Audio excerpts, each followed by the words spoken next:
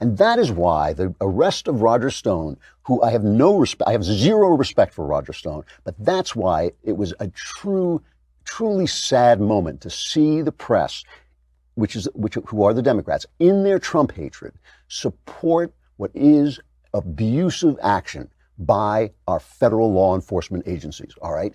Roger Stone is a jerk. He's another one of these Trump hanger-ons. Trump loved these guys, Michael Cohen, these make-believe tough guys who brag about how clever they are and how tough they are and how they play dirty, and they brag about that. And then the minute, they get in trouble, they cave. He's just another one of these people, is dishonest. He's always trying to build himself up, say he's got more information than he has. However, when they go and they arrest this guy, and they obviously clearly inform CNN they're going to be there, and he's the 66-year-old man without any guns or anything, and on the basis that they were making sure that he wasn't going to destroy any material, they essentially invaded his house as if he were Vietnam, as if he were, a foreign country, and CNN is there to cover it. Here's the coverage and CNN explaining how they got this scoop.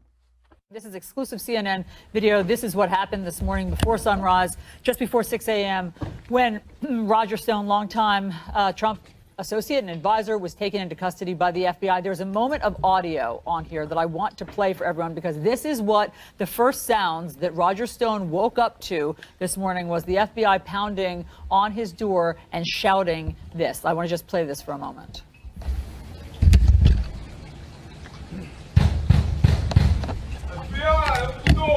You didn't know that this was coming. Why were you there in position? Allison, it's a reporter's instinct. Yeah, my ass. It's a reporter's instinct. Of course they were tipped off. Come on.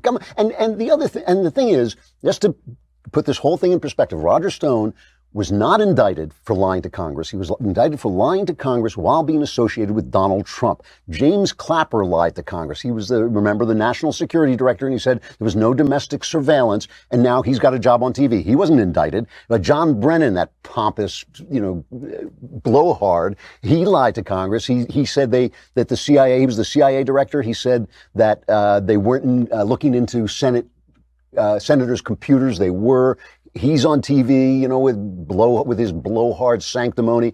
James Comey, who gave like a gangster's testimony before Congress. I don't know. I don't remember. I wasn't there. I don't know. I can't recall. He might as well just have pled the Fifth Amendment. James Comey hasn't been honest with Congress, and he's still walking around, and he did something else.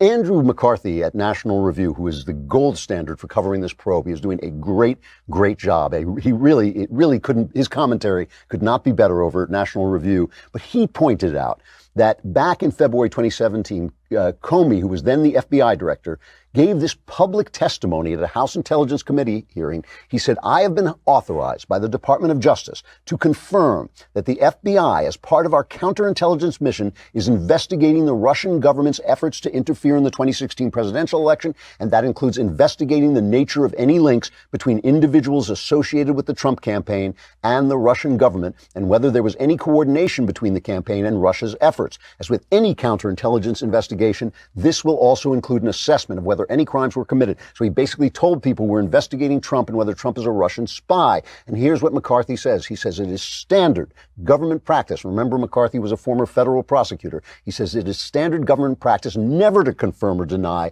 the existence of an investigation. This is especially true of counterintelligence investigations, which target foreign powers, not individuals, and which are classified. It violates Justice Department and FBI policy to identify a subject of any investigation if that subject has not been charged with a crime, which Trump has not. And he says it is simply not true that as a matter of course in a counterintelligence investigation, the Justice Department and FBI do an assessment of whether any prosecutable crimes have been committed. Counterintelligence is just that. It's to gather intelligence on whether we're being spied on.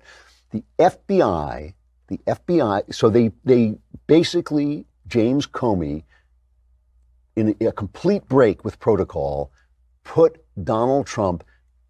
out a press release essentially saying Donald Trump is being investigated as a Russian spy. And remember, the FBI to rein Trump in, that was their language, they started an investigation and promoted this Russia collusion idea using Hillary Clinton's opposition research to get a FISA warrant, which was actually obtained from Russia. That was actual disinformation from Russia. And the press, in their hatred of Donald Trump, is promoting this. All right, here's Roger Stone going on George Stephanopoulos' show and on ABC and explaining what happened to him. First, let's hear Stone's description. Well, I must tell you, George, I think the way I was treated on Thursday is extraordinary. I think the American people need to hear about it. I'm 66 years old. I don't own a firearm. I have no prior criminal record. My passport has expired. The special counsel's office is well aware of the fact that I'm represented.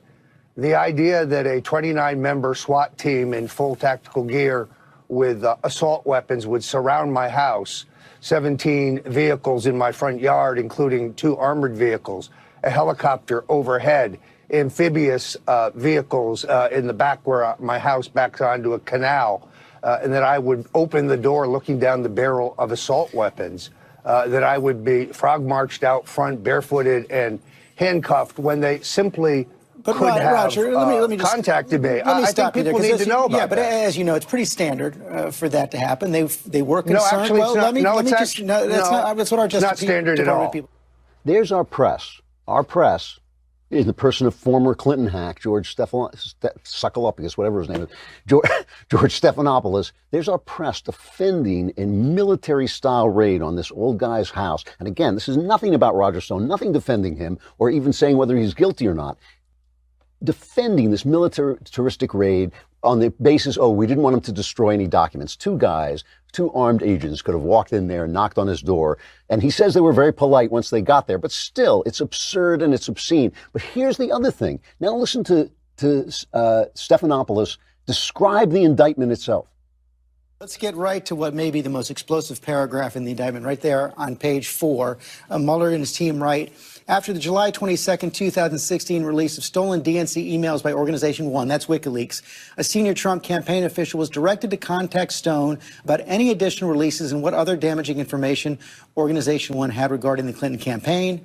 Stone thereafter told the Trump campaign about potential future releases of damaging material by Organization One. Stone also corresponded with associates about contacting Organization One in order to obtain additional emails damaging to the Clinton campaign. So Russia hacks Hillary's emails, which they didn't have to hack. They could have leaned over her shoulder and looked at her using her stupid phone before she bleach bit it to erase it all. They hack it. They send it to WikiLeaks. This is what their intelligence agencies say. And the Trump campaign is calling this clown, Roger Stone, to find out what's in the WikiLeaks emails. And he says he didn't even know. He was just kind of trying to find out.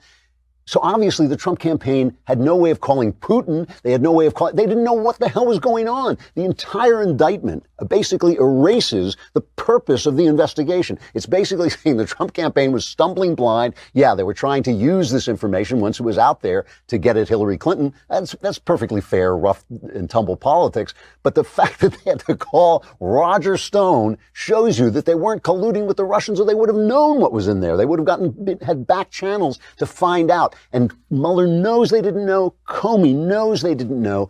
And they still have sent this out. It's a political hit against a guy who is not part of this elite global idea of where the power is going to be. Trump, there's a million things wrong with Donald Trump. They can hit him. But the reason it took a guy like Trump to stop them is this is how powerful they are. They are the press. They are the federal investigators. They are the deep state. They are all of them basically saying, no, the power is not with you anymore because you guys are MAGA hat wearing racists. The power is with us. We'll take care of it. You can vote from time to time, but it's not going to mean very much because we're all the same. None of us want border security. None of us want nations. We're all the same. So it doesn't matter who you vote for.